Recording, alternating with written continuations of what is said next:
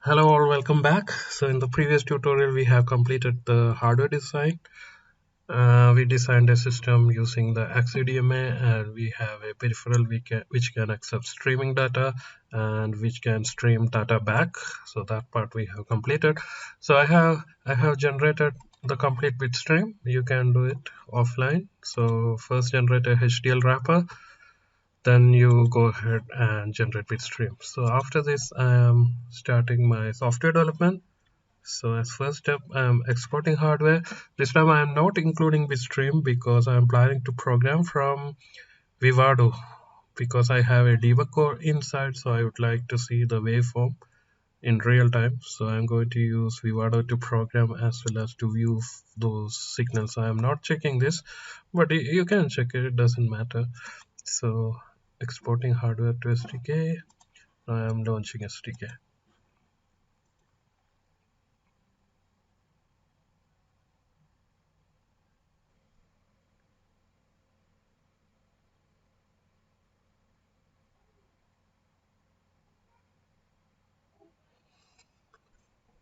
Okay, so SDK opens, and this is our system.hdf file, the exported file. So this is what I was mentioning before. You can see a lot of peripherals here which are not in your design in Vivado. So in fact, these are the peripherals, most of them are the peripherals inside the PS part. Okay, so even for processor, all the peripherals inside the PS part, they are memory mapped. You can see your DMA controller is here, the AXI Lite one. So this is the memory map for that you can definitely see here, this one. Okay, so here you can see only the memory map from the processor's point of view. So if you see here, you can see PS7 DDR0. Okay, so this is the DDR memory from the processor point of view. So if you notice here, address 0 is not mapped to the DDR from the processor point of view. From processor point of view, DDR starts from this address till this address, and it's slightly less than 512 MB, because address 0 is actually mapped to PS7 RAM 0 and PS7 RAM 1. These are internal on-chip memory. So if you look at the Zinc architecture here, you can see like 256 KB on-chip memory. So it has some RAM within PS itself. That is what is this. Okay, so if processor is reading and writing from address 0, he is in fact reading and writing from this internal memory, not from the DDR.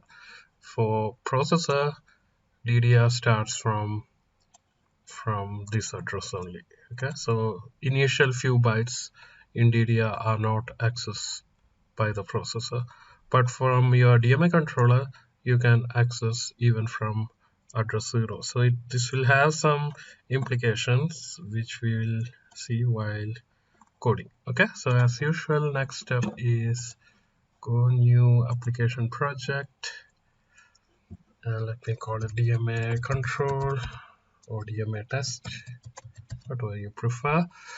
Next, and an empty application.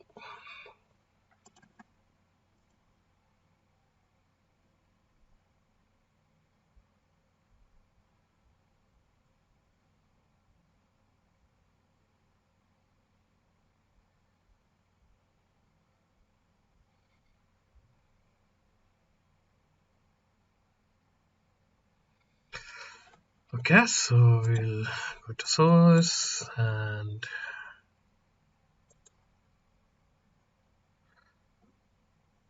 we'll start a new source file and call it DMA test.c. Now where to start? So in the previous project, we actually started from a driver because we had our own IP core, so we developed a driver for the IP core. Then within the main function, we tested it. Now here we have an IP core, which is our stream peripheral. But as I mentioned before, you cannot directly read or write from that peripheral because it is not directly connected to the processor. So you can access that peripheral only through the DMA controller. You are going to use the DMA controller to send and receive data from this peripheral. So basically you need the functions to read and write from the DMA controller. So there are two ways of doing it.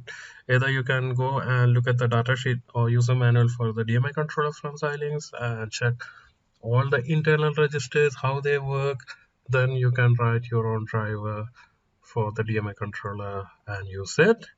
But usually that's not what we do.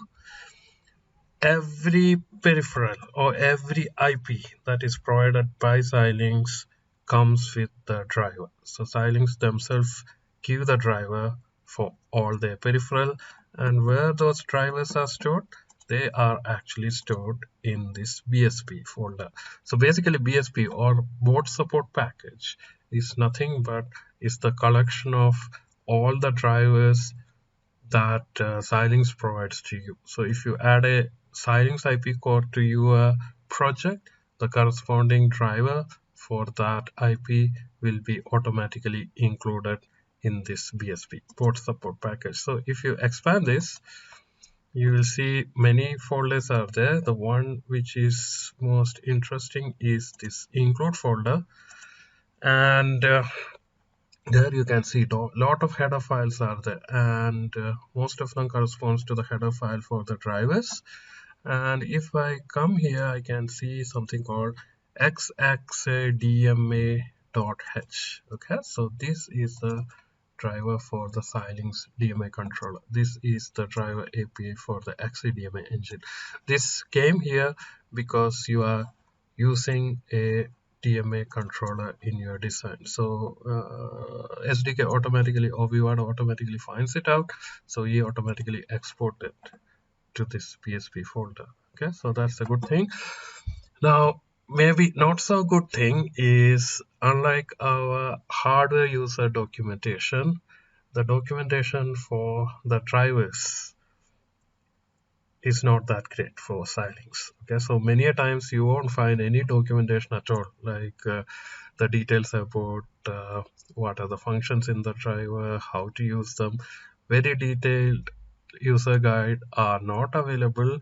Mostly all the details are available in the source code itself. So you will have to read the source code and understand what the functions are, how to use them, etc. Still, sometimes it is not clear to us. So that we'll have to develop based on experience. Okay, because their drivers, they follow a certain style always. We have tried to adopt that style when we wrote our own drivers also, but still sometimes it is difficult. So we'll try to read the documentation and understand, I mean the source code directly, and try to understand what is happening, especially the comments. That's why comments are very important when you write software. Or sometimes we'll have to search online and look at some reference design and find out how to use these drivers. Okay, so this is the driver for the DMA controller, and we have a DMA controller, so we can directly use this driver. So only thing you have to do is hash include XAXI DMA.h. So we'll include that driver. Now let's see how to use it. So I'm not reading all the comments here. You can go ahead and read. You can see all the changes they have made over the year to fix the bugs and to improve it. So all the way from 2010 to 2017. I'm using SDK 2017, but already 2019 versions are available. Even 2020 is available, I guess. So there might be more changes. Anyway, so inside this you can see the structure. Okay, so we also try to use the same architecture when we wrote the driver. So this is AXI DMA, XAXI DMA driver instance that must be allocated to each DMA. Okay, so the same way that we did, this is a structure which stores all the important information about the IP. In addition to that, they have one more structure.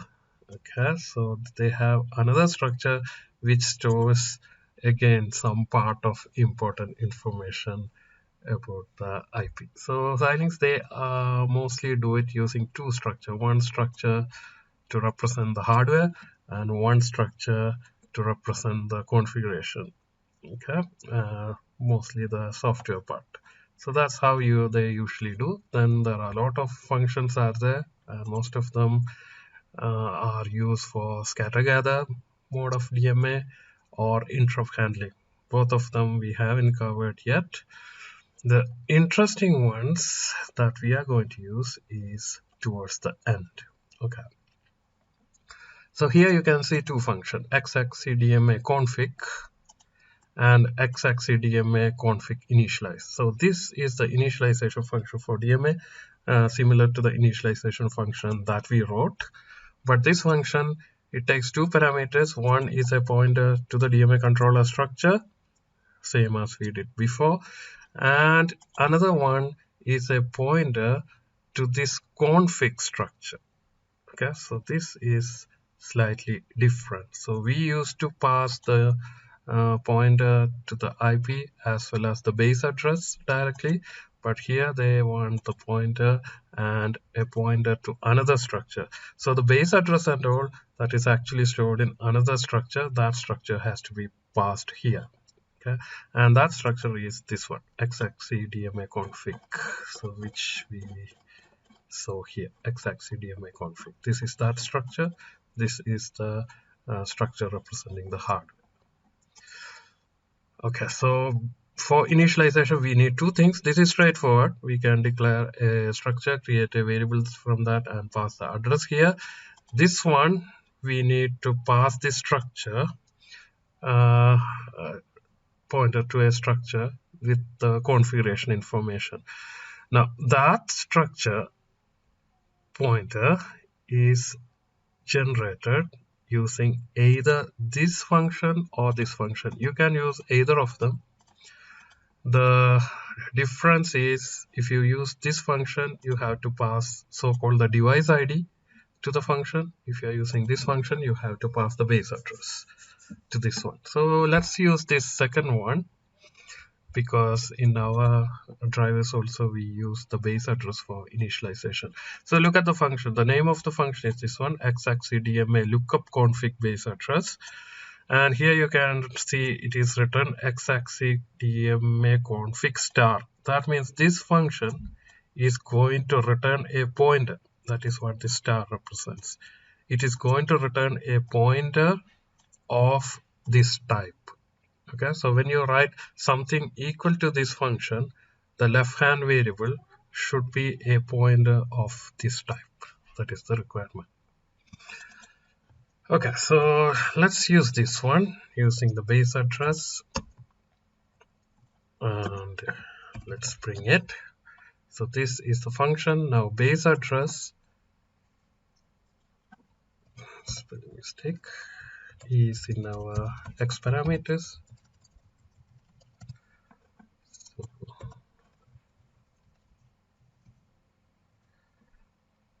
XA DMA. Okay, so this is the device ID. If you are using the other function, you have to pass this one, DMA device ID. If you are using this function, if you are using this function, you have to pass the device ID, which is this one, X bar X DMA 0 device ID. If you are using the second function, you have to use the base address. So we are using the second function. So let me pass the base address to the function, and what the function returns, it returns a pointer of XAXI DMA config type. So we need to declare a pointer my DMA config or something. So I'm directly declaring it as a pointer, and I will say this equal to this. Okay, so this should be a pointer type because the function returns a pointer of this type. Now second one is we need to use the initialization function, this function.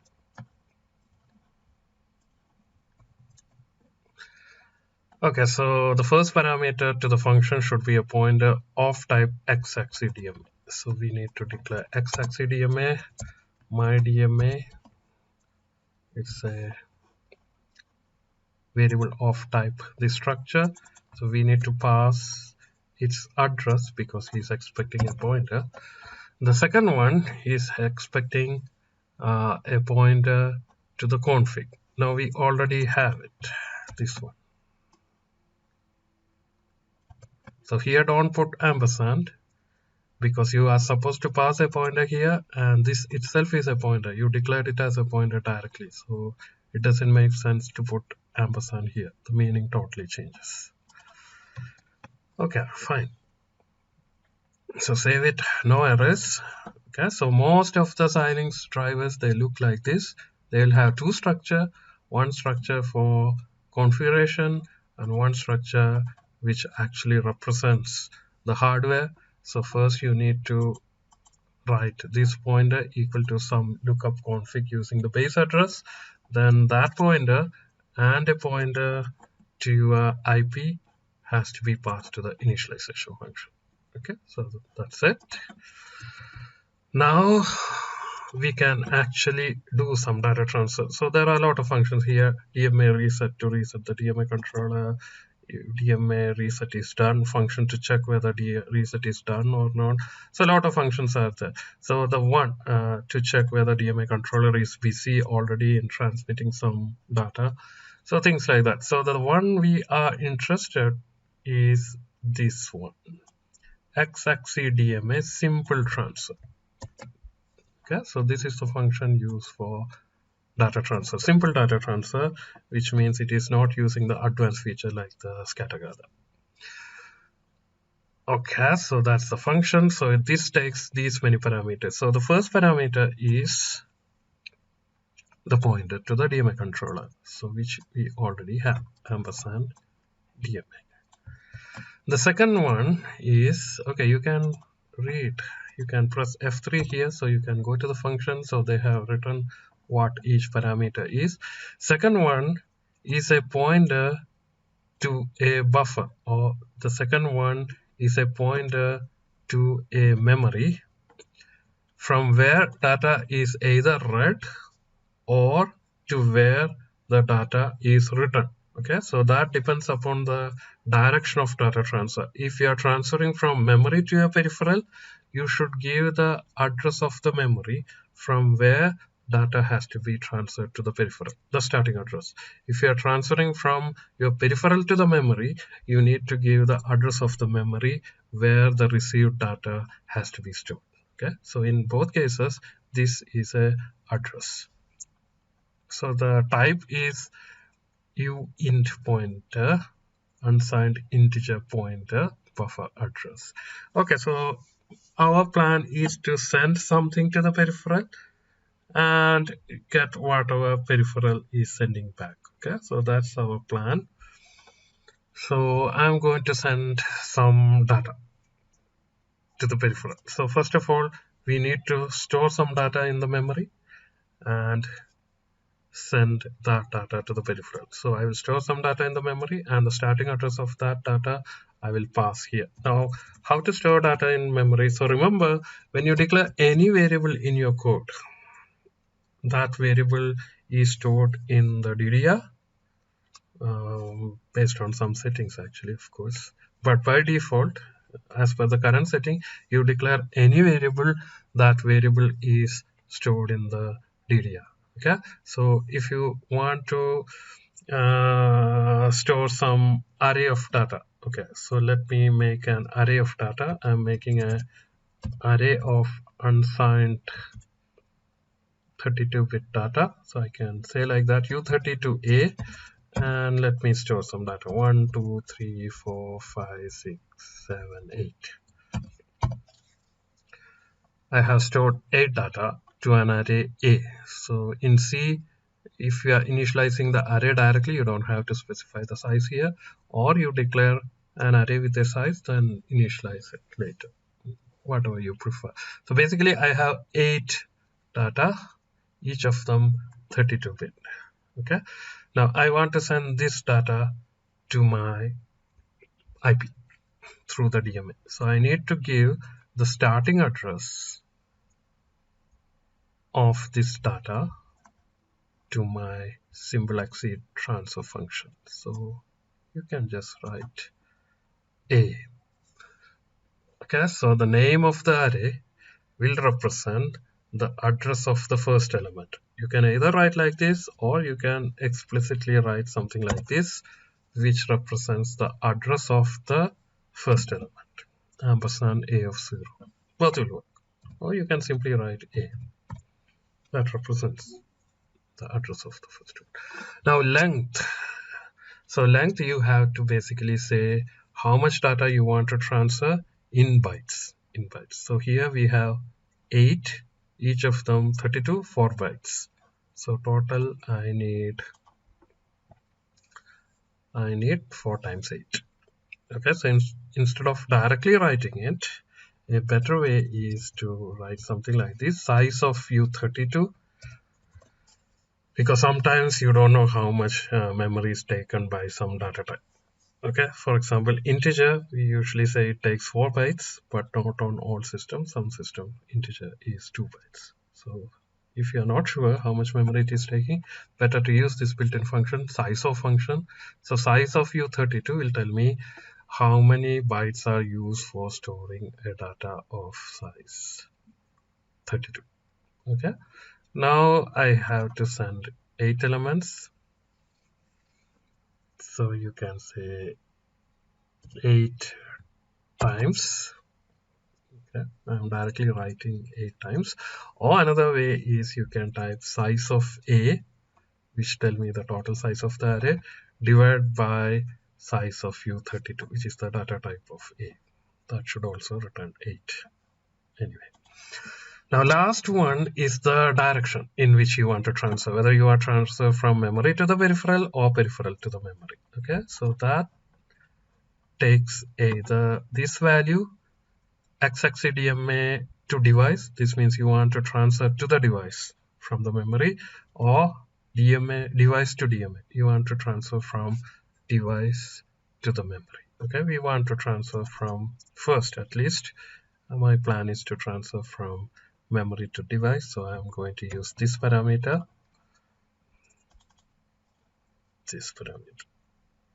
Okay, so this is just a parameter declaration. If I press F3, basically AXI DMA device is basically 0, AXI DMA device to DMA is 1. Okay, so they just defined it as constant 0 and 1. Set. So saved, some warning is there. He's saying passing argument 2 of AXI DMA simple transfer makes integer from pointer without a cast. So he is expecting this as a unsigned integer, and we are passing a pointer there, but things will work fine.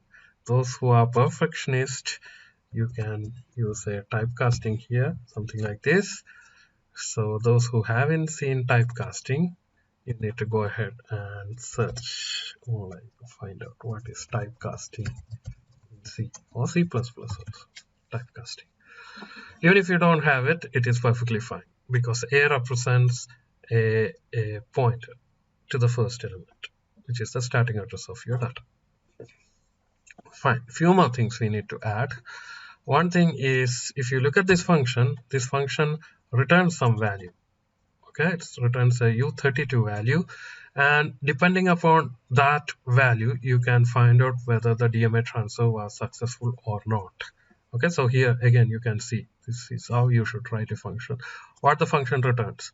It returns so-called XST success if transfer is successful, XST failure if transfer is failed, XST invalid param if you have some invalid parameter. For example, the data transfer, the size that you gave is either less than 1, or the size that you specified is more than 8 megabytes. You cannot transfer more than 8 megabytes in one shot. Okay, so that restriction is there. So by looking at the return value, you can find out what exactly is happening with the DMA controller. So to find it out, so I will say U32 status or something, and I will say status equals this one, and I can check the status to see whether it was successful or not. So if status is, what is the return type? Return type is success. So I can say if status is not equal to success, I can print DMA transfer failed, and I can exit from my program because there is nothing I can do about it. So I can say return -1 or something to indicate failed, or I can print DMA transfer success. The same thing is true for this initialization also. Actually, if you see int, it returns success if successful initialization, and errors if it cannot. So I can do the same thing here also. Status equal to this one, and DMA initialization failed, or I will print DMA initialization success. Okay, this is just string, so print is enough, and we put some new line character. Case.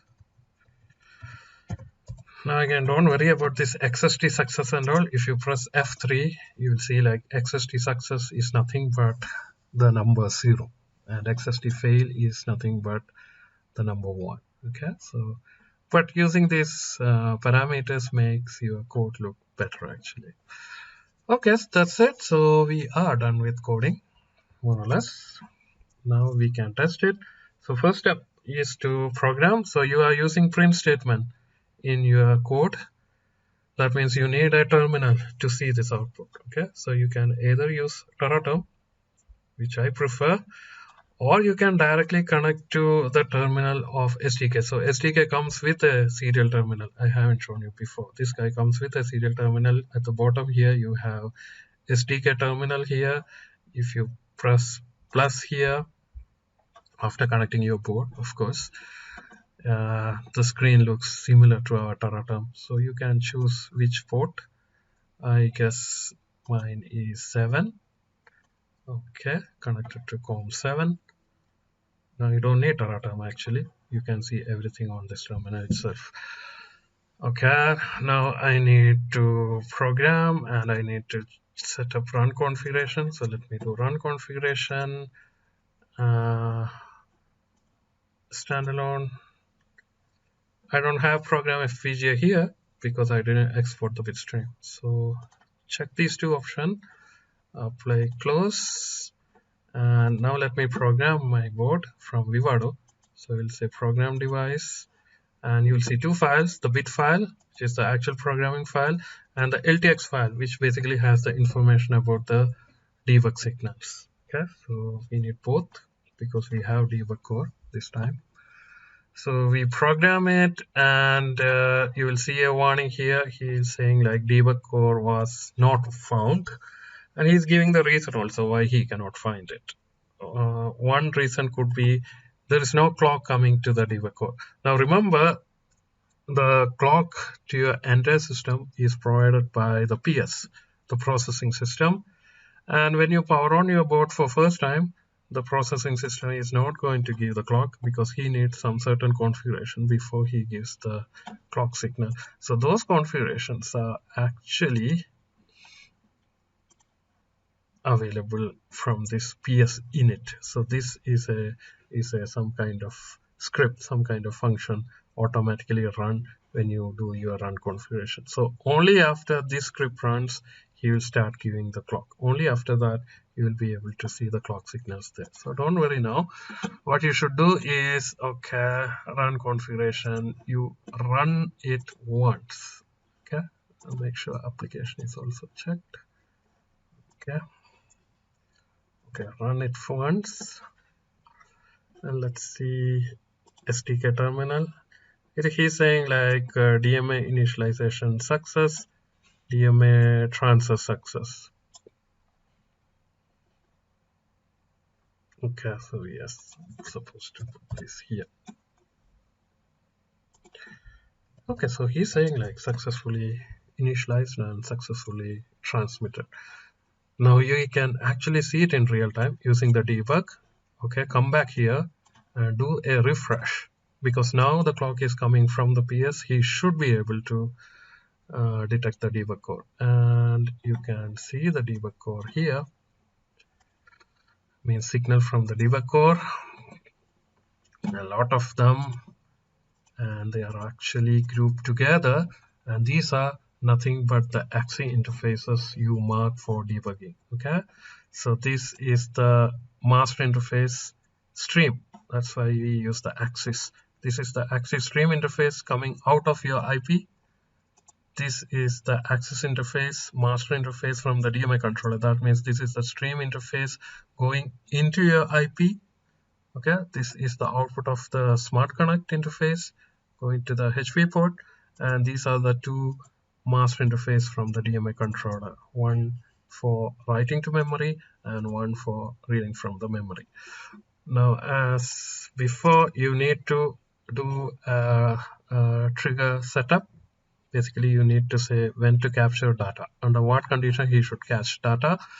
What I'm interested is I want to catch data when, let's say you can choose whatever you want. If you are not familiar with AXI interfaces, you cannot use these two, but we are familiar with the AXI stream interface. So let me say when the DMA controller starts giving data to my IP, I want to capture the data. So basically you want to say when this T valid signal goes high, that is when you want to see the data, what is happening inside the chip. So you go to the trigger, and here you will need to choose this signal, T valid, coming from slot 1. So slot 1 T valid, this one, right?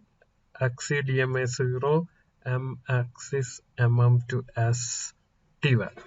So this is the valid signal coming from the DMA controller to your IP. Okay, and you need to set the value here. When that signal goes rising 0 to 1, that is when the valid data is coming, you want to capture.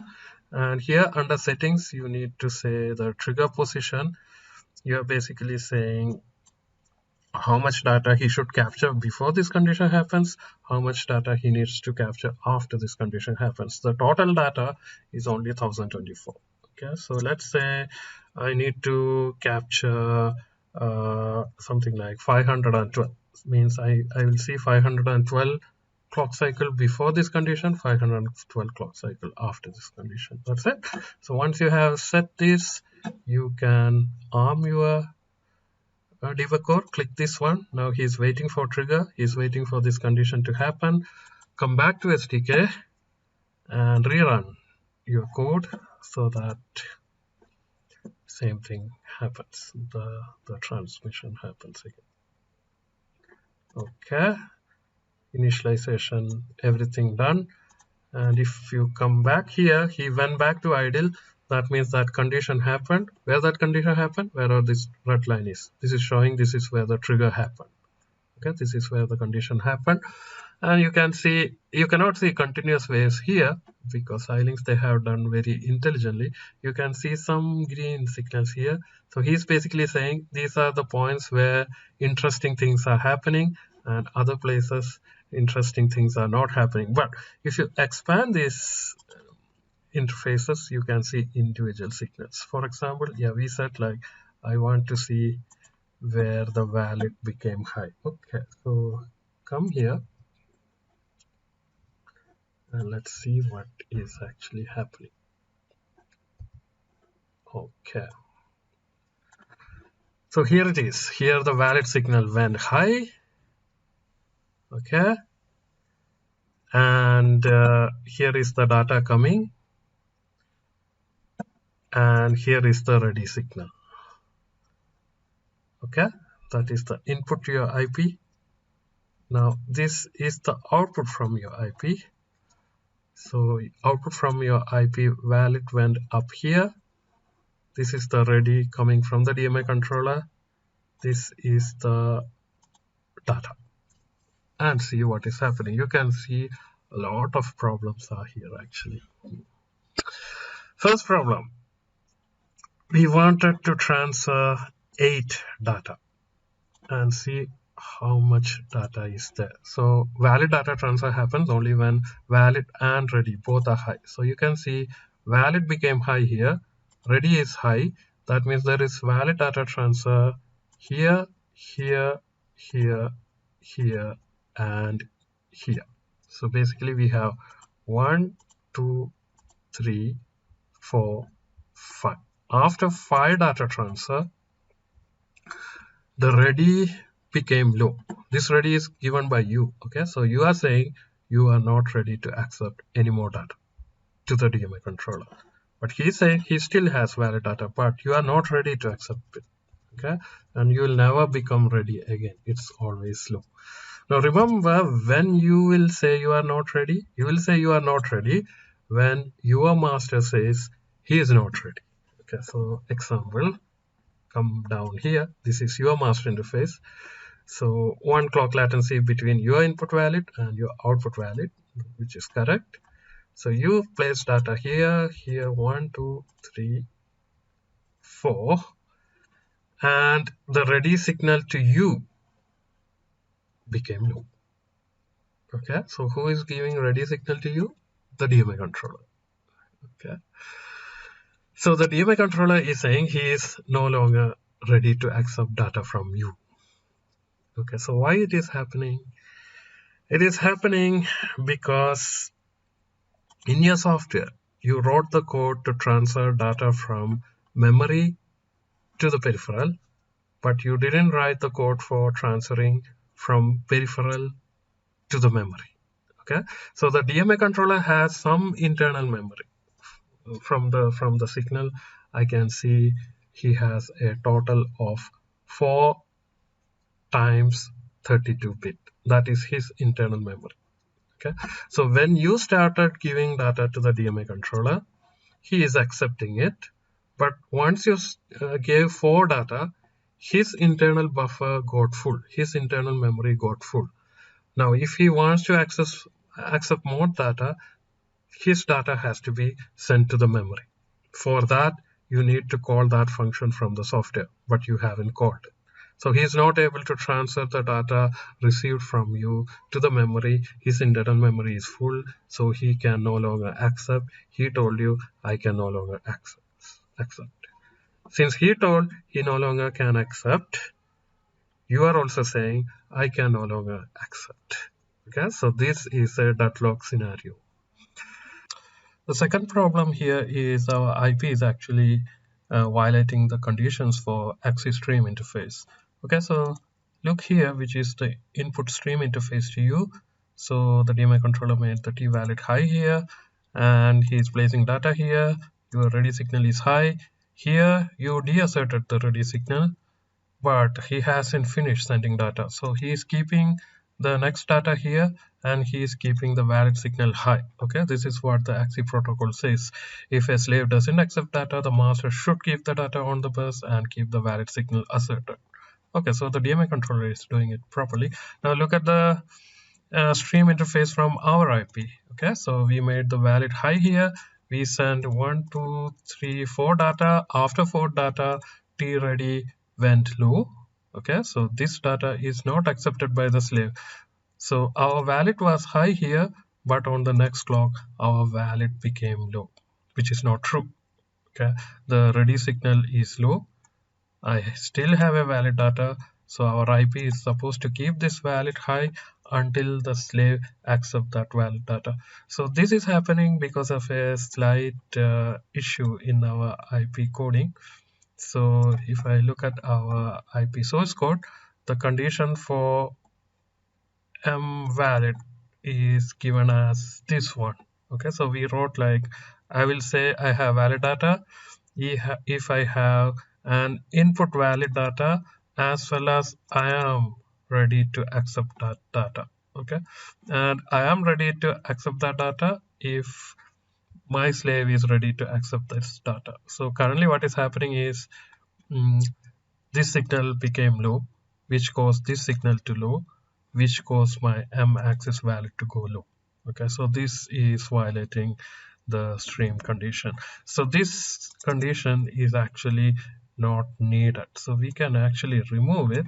So basically what I'm saying is my output valid will be high one clock after my input valid becomes high. Okay, so this clock thing is required here because your data is one clock delayed with respect to your input data. Okay, so there is one clock latency for data here, so you need to put one clock latency for valid signal also. So this should save that solve that issue.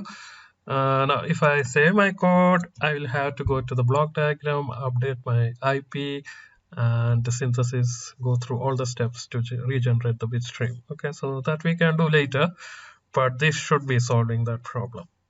So this issue actually came because we didn't simulate our IP, so that's why we should simulate it and make sure all the conditions are taken care before packaging and using it. But we skipped that step, so I guess that is why we had this problem. Okay, but anyway, this should be solving the problem. Now the third and maybe one of the most important problem is the data that you are getting through the AXI interface has no relation with the data that you are sending actually. So what data we are sending? We are actually sending 1 2 3 4 5 6 7 8, but what we are getting is this FA F23D FFA FA F6D22E, some random data we are getting. So there is no relation between the data that we are sending and the data that we are actually receiving. So why this is happening, I will explain shortly. So we will solve each problem one by one. So the first problem, second problem is actually solved. Once I generate bit stream, this issue will go away, me not confirming to AXI stream. This signal will remain high because this signal is high. So that's what I wrote. Our output valid is one clock delayed version of the input valid. So this will go high. So that will solve the problem. So let's try to solve our first problem. The problem was I am not able to accept all the data because the data I am sending out is not being accepted by the DMA controller because his internal memory is full. Now one thing that I would like to add here is what this AXI simple transfer function actually does. So, okay, so this function configures the internal register of the DMA controller with from where he needs to data, how much data he needs to send, etc. But this function doesn't wait until that entire data is sent out. Okay, so that's why when you run the code, we get the message DMA transfer success, although he hasn't completely sent out all the data. Okay, it's coming because he's not waiting for all the data to send out. He just configures the DMA controller and returns back. Okay, so that's what is happening. I guess my connection is lost. Okay, once more.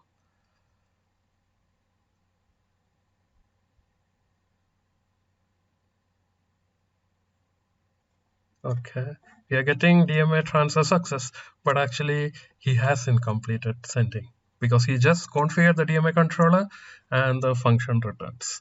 This function is not actually waiting for the DMA to complete. So this print is slightly misleading. So instead of DMA transfer success, it is more like DMA configured successfully, not transferred successfully. Now, how do you know whether the transfer is completed or not? So again, there are two ways, as I mentioned before. Either we can go for polling method, we can keep on reading the status register to check whether it is completed, or we can use so-called the interrupt mechanism, which we will discuss later. So let's go for polling method to see whether the DMA transfer is completed. So if I check xcdma.h file to see if there are any functions available for polling, I can see this xcdma bc function to check whether a channel is busy or not. But unfortunately, these functions works properly only if we are using scatter-gather mode of operation. It doesn't work for this single simple data transfer. Okay, so how do I know it? I have tested it before. That's how I do it. So what you need to do is you have to go to the user manual and you need to check the register details in the user manual. So this is the user manual for the AXI DMA controller. You can download it from net. And here, if you look at the register map, these are the registers. There is a separate set of registers for memory to device. There is a separate set for device to memory. So this is the set of registers for memory map to stream. That means the memory to the device. So here, if I come to this register, MM2S DMA status register offset 4, this is the register for checking the status. So here you can see 2 bits are there. So the 0th bit is called halted. So it basically tells you whether the DMA controller has stopped or not, or whether it is currently running or not. And this bit, it shows you whether the controller is idle or not. Now this idle bit makes sense only when you're actually using the scatter gather. If you're using simple data transfer, it is better to check, or you have to check this bit, whether DMA controller is halted or not, whether it is stopped or not. And you can see, like, by default it is 1. That means when you start the system, if you check this bit, you will find that the DMA controller is halted, is not doing anything. So this is one way of checking whether the transfer is completed or not, because once you start a transfer, this bit will become 0. That means he is not halted.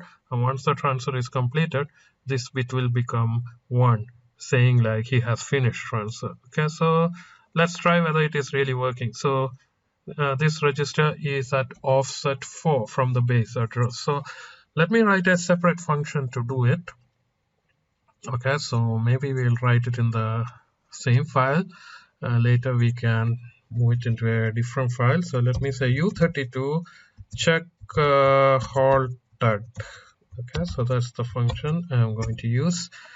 I will pass 2 parameters. Of course, you need to know the base address and the offset address. So offset address is always 4 for memory to device. For device to memory, there is a separate register.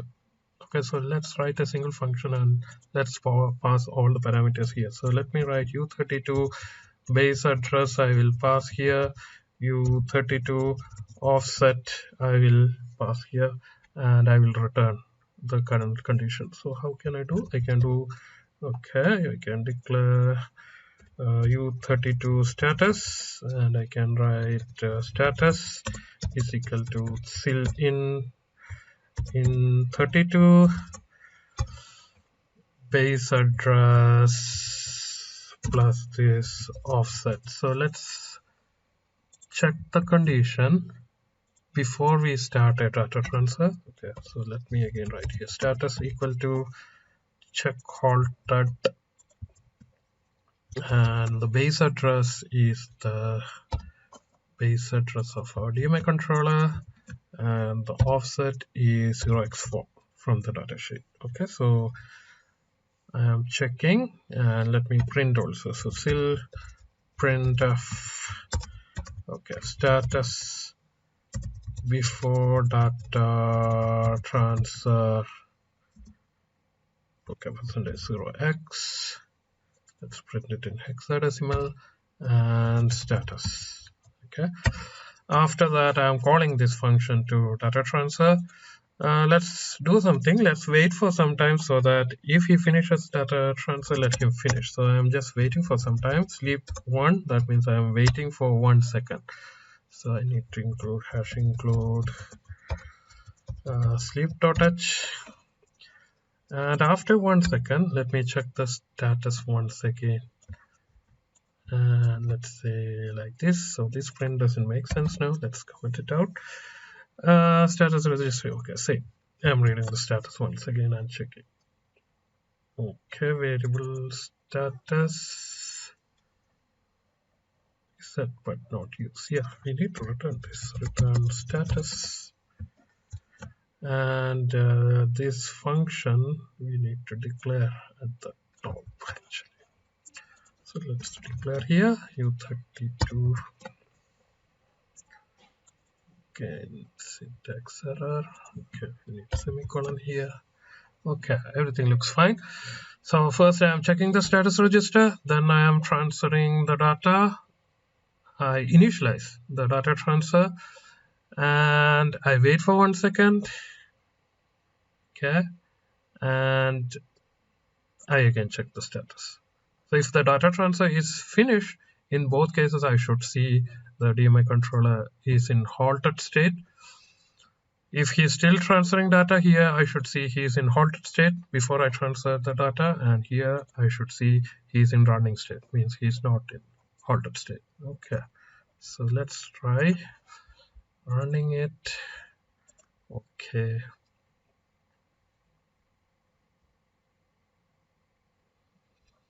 and you can see the status register.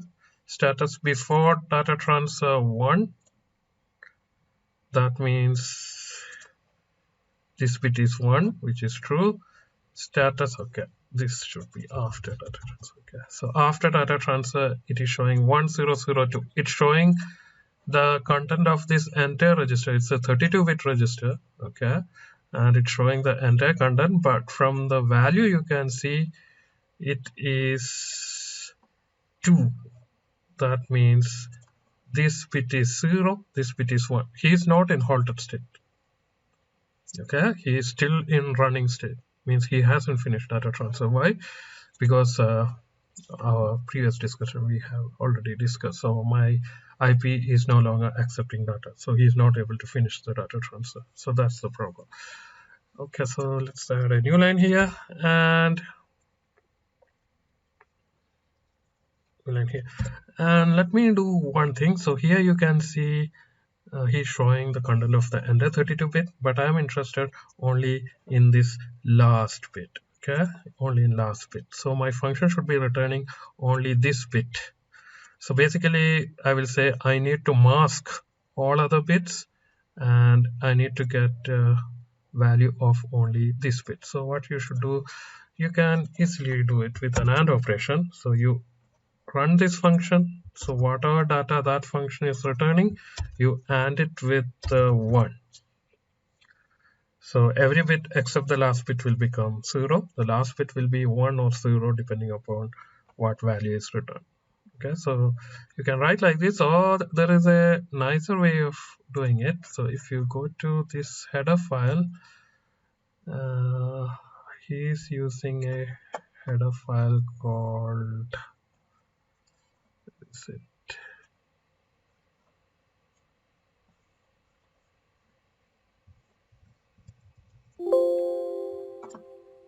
Okay, hold that. I can find it. There should be AXI DMA. Okay, so these masks and so he has a function here where he is showing all the bit positions. See, XXA halted mask 1, idle mask 2, etc. So it may look better, instead of directly writing 1 here, you write something like this. Okay, so just for cosmetic purpose, so people who are reading, they can immediately find out, okay, so this is the function for reading, for masking the halted. Same way, if you go here, you have this function called, what is it? Yeah, AXI DMA read. Okay, so this function, basically entirely that function is using XDMA in 32, but again for cosmetic purpose, if you prefer, instead of using sil in here directly, you can use AXI DMA read, and the arguments are exactly same. Okay, again just for cosmetic purpose. Error is there.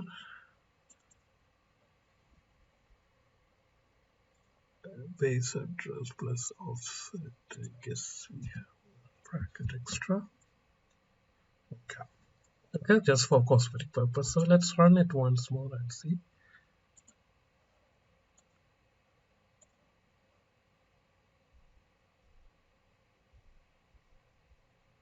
and you can see, yeah, status before data transfer 1, status after data transfer 0. And remember, we are checking status after 1 second. So for transferring this 8 data, it shouldn't take 1 second, and it should be taking few milliseconds. So it doesn't matter how long you wait, the status will be always 0. He is not going to the halt state.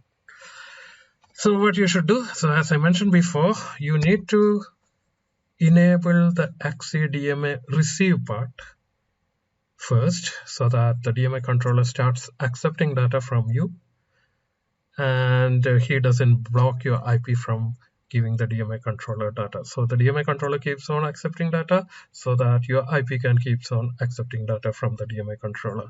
So here what we need to do is we need to call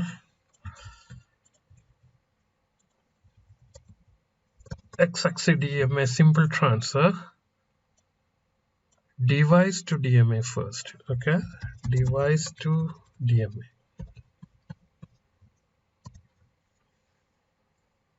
So you are ready to accept data now, then you are transferring data to the DMA controller. And now let's see what is actually happening.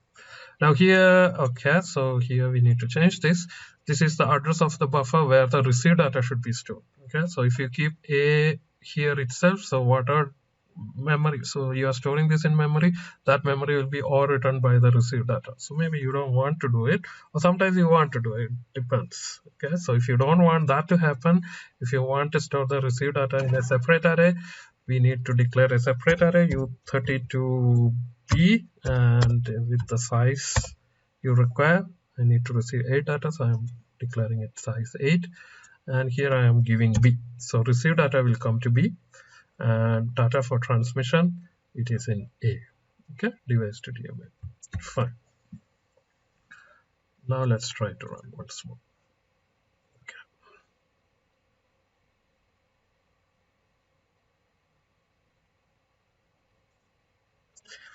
Now you can see status before data transfer is 1, status after data transfer is also 1. That means he was able to completely transmit the data. Okay, so he might have transmitted, he might have received. Now actually, okay, let's make our code better. We don't want to wait for 1 second. We need to do it, finish our program as soon as possible. So what we can do is, I will do like this, and I need to actually check the other way also, the status of reception. That should be also in halted. So if you go back to datasheet, if you come to address 34, offset address 34,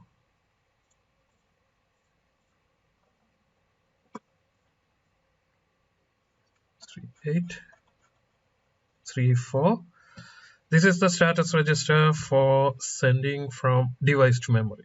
Okay, so the other one, so all the bits will look exactly same, but this is in the opposite direction. So both channels should be idle, halted, so that I can say with confidence that my data transfer has finished. So this should be finished, as well as the other one should be also finished. So here I will say like while status not equal to 1, I will stay here. That means I make sure this data transfer is successful. After that, I will read the status from the other status register. 34 is the base offset address. 34 is the offset address, and I will wait until that bit also becomes 1. Okay, so 3434 here also. 443434.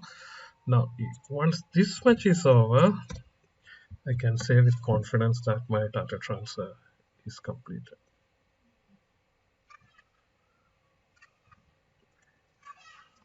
Okay,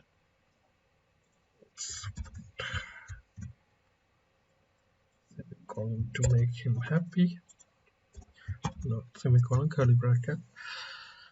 Okay, so this is the polling part. You are waiting for the status register to become 1 here. After that, you are waiting here for the other status register to become 1. And this should make sure the DMA is completely transferred. Okay, so let me run once more. Run. Okay.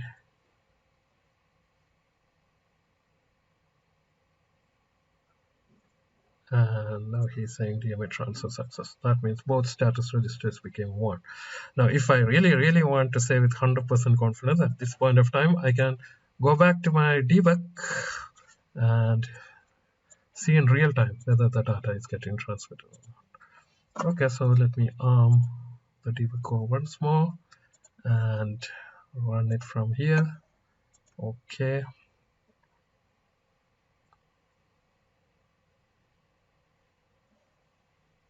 Okay, it is triggered. And I can see here mm2s. So previously, remember, you were transmitting only 5 data or 4 data.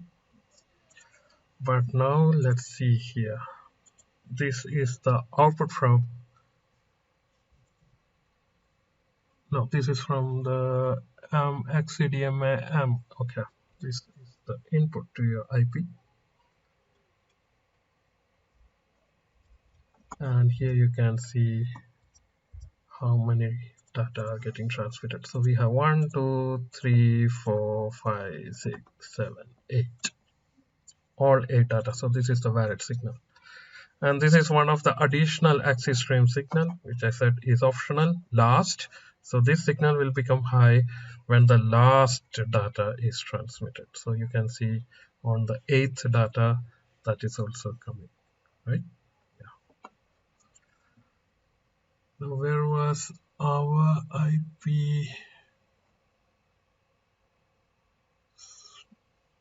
This one. AXI stream. This is the data going out of our IP. Again, you can see T data and valid is here. 1, 2, 3, 4, 5, 6, 7, 8. So I'm able to send all 8 data. Makes sense. Now again, let's do one more thing. So you can see the data going is not matching with the data in my software. We will solve it soon. But some data is going, I can see, and I can see here some data is going out of my IP, which should be 255 minus byte by byte. Okay, now let's see whether this is really coming to the system memory, whether it is really coming to the DDR. How do I check it? The received data is stored in B here. So let's try to print B so that I can see whether the data sent by my IP is the one coming to the system memory. So I can do for I is declared, okay, int I equal to 0, I less than 8, I plus plus. Okay, still printf. Let's print in hexadecimal because these are big numbers. B of I. So what am I expected to see? I should be seeing these numbers when I print. So let me trigger here once again and run the software.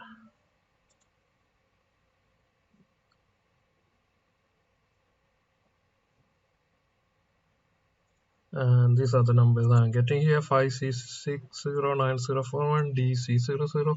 And if I come back here, that's exactly the numbers going out. And these numbers each time can change. Okay, so that's why you have to trigger here each time before you see the output in software to check whether data is matching or not. So here you can see it is 5C609041. Then this value goes down. Then the value becomes high again, and it is this one, DC00001, DC00001, etc. So it's matching. So whatever data is sent by my IP is coming to the system memory. Now let's try to solve the last problem. The data that is coming to my IP here is not at all matching with the data I'm sending from software. So the data I'm sending from software is 1, 2, 3, 4, 5, 6, 7, 8, but the data coming here looks quite random. Each time also it may change. Okay. So why is it so? So to understand that, we need some background from computer architecture. So if you look at our Xilinx system architecture, you can see there is a cache memory sitting in between the processor and the external DDI. Actually, there are two cache memory. There is a cache inside the processor core, which we call as the level 1 cache, and that itself is divided into two, D cache and I cache. Instruction cache, which will store the instructions, and the data cache, which will store the data. Then there is a level 2 cache, which is common for both the cores. So that's a 512 KB cache. Then it is the external DDI. Now remember, any data that you're writing from the processor might not immediately get stored in the external memory. First, it will get stored in the cache, and at some point in time, that data from the cache will get transferred to the memory. Okay, so that depends upon some algorithm. Now here, what is happening? That is what is exactly happening here. So you created an array here. Now the system will calculate the address in the RAM where it should be stored, external DDR, but it might not immediately transfer this data to the DDR. Instead, it will store it in the cache memory.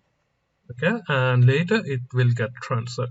But currently what is happening? So that is sitting in the cache, either in the internal cache or in the level 2 cache. It hasn't reached the DDR. And what you're trying to do, you're trying to transfer data from DDR to the peripheral in PL.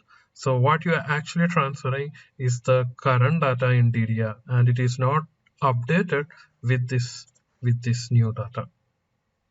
So what you will have to do is you will have to force the processor to do something called cache flushing or invalidating the cache. You should force the processor to update this data to the memory, so that when you try to transfer data from the memory, you get the updated data. Okay, for that you need to use this function xil-d-cache flush range. Okay, so this is the function. So it is d-cache because this data will be stored in the data cache, not in the instruction cache. So this function f3 is stored in xil-cache.c. Okay, so you need to include hash include xil-cache.h, this header file. Now this function takes two parameters: the starting address from where he should update the DDR and how much data he should update. So what is the starting address? The starting address is the starting address of this array where he is planning to store it. And how much data you want to update? The amount of data you are planning to send. So this much data. Okay. And again, there is a warning. Okay, he is expecting this to be a 32-bit unsigned, so you can do a typecasting if you wish. Otherwise, also it is fine. So what is happening? You are doing a cache flush. So this data will be updated to the DDR from the cache memory. So when you transfer data from DDR to your peripheral now, it should be this updated data. Okay, so let's try. So let me trigger it once again and run my software once again. Okay, and let's see what's coming out. Okay, so let's look at the waveform now, and this is the waveform. You can see this is the data coming from the master, and you can see first data is 1, second data is 2, 3, 4, 5, etc. And the data coming out of your IP is FFFFE. So only the last byte is 1. So this one will be FE, everything else is FF, and FD, FC, so on and so forth. If I come back here and if I check here also it is updated except the first data. I don't know why it is happening when I run it first time, but if I run once more, everything looks perfectly fine. Yeah, FFFFE DCBA987, which is exactly matching with the data you are sending from here. EDCBA,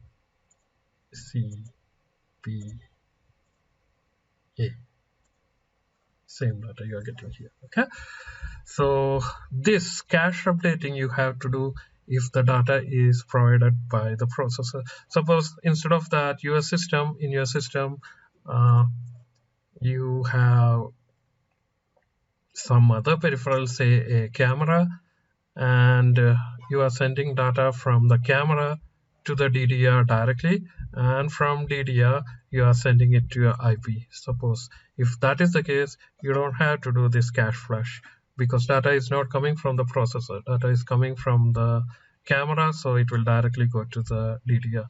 This cache in between comes only if the data is generated by the processor. Okay, so keep that in mind. So we have learned a few things, so I hope this will help you in doing your project also. Okay, thank you. So we'll see you in the next video.